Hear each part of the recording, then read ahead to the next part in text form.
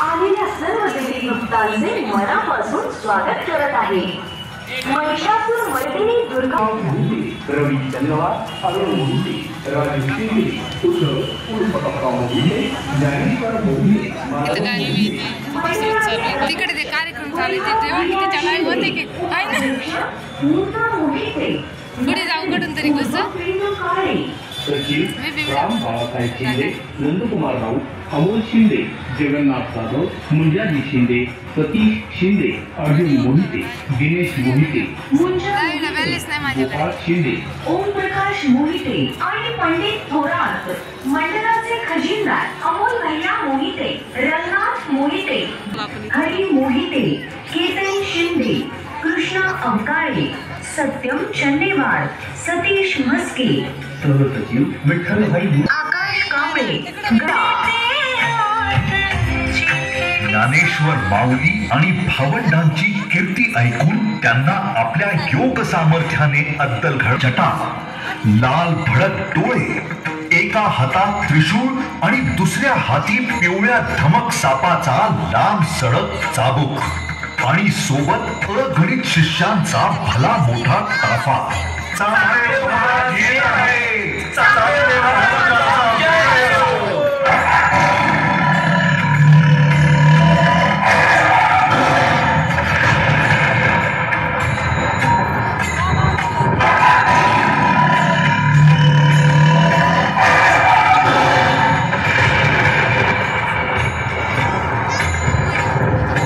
दादा, एवढा मोठा योगी आपल्याला भेटायला येतोय, तर मग आपणही त्यांना सामोरं जायला हवं ना. अगं, तुला का काळजी? ही भिंत आहे ना, नेईल आपल्याला. त्यांच्या जवळ चला चला.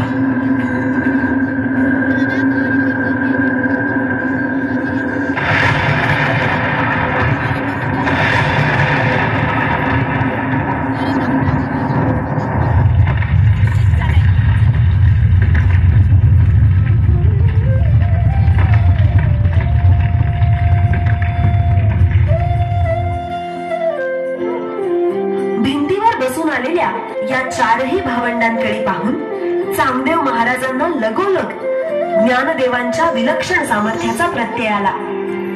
श्री चांगदेव त्यांच्या चरणी लीन झाले आणि ज्ञानेश्वर माऊलींचा जय जयकार सुरू झाला.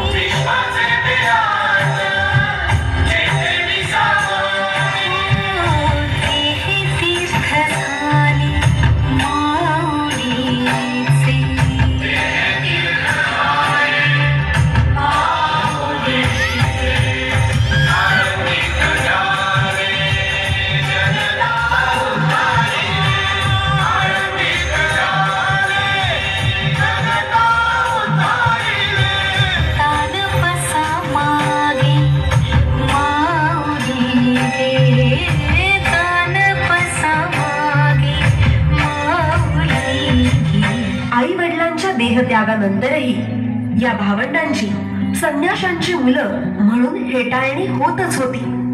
पैठणच्या धर्मसभेत आपल्याला न्याय मिळेल या आशेने ही भावंड पैठणला आली. ज्ञानदेवांनी आपल्याला शुद्धीपत्र मिळावं अशी मागणी त्या धर्मसभेत ठेवली, परंतु त्या धर्मसभेने त्यांची ही मागणी धुडकावून लावली. तेथील काही धर्म मार्तंडांनी या मुलांची चेष्टा आरंभली. ज्ञानेश्वर नाव ना तुझे, स्वतःला फार ज्ञानी समजतोस ना.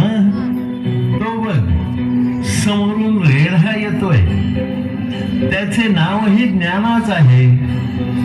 तू आणि तो सारखाच ना रे. विद्वान पंडित हो, तुम्ही म्हणता ते अगदी बरोबर. या रेड्याच्या आणि माझ्यात खरोखरीच काहीही फरक नाही. आणि काय रे, तू स्वतःला वेदांती म्हणतोस ना, मग तुझी वेदांची भाषा या रेड्यालाही अवगत असली पाहिजे. हो आहे ना, कारण आमच्या देहात एकच आत्मा आहे. हो ना, तर मग ह्या रेड्याच्या मुखातून वेदमंत्र म्हणून दाखवा.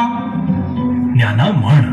ओम भूर्भुवस्वः तस्य वितुर्वरेण्यं भर्गो देवस्य धीमहि धियो यो नः प्रचोदयात्. ओम भूर्भुवस्वः तत्सवितुर्वरेण्यं भर्गो देवस्य धीमहि धियो यो नः प्रचोदयात्. ओम भूर्भुवस्वः तत्सवितुर्वरेण्यं भर्गो देवस्य धीमहि धियो यो नः प्रचोदयात्. हा चमत्कार पाहून सर्व विद्वान पंडित निघून गेले आणि या भावंडांचे हे अलौकिक सामर्थ्य आणि तेज पाहून धर्मसभेतील पंडितांनी त्यांना शुद्धीपत्र दिलं.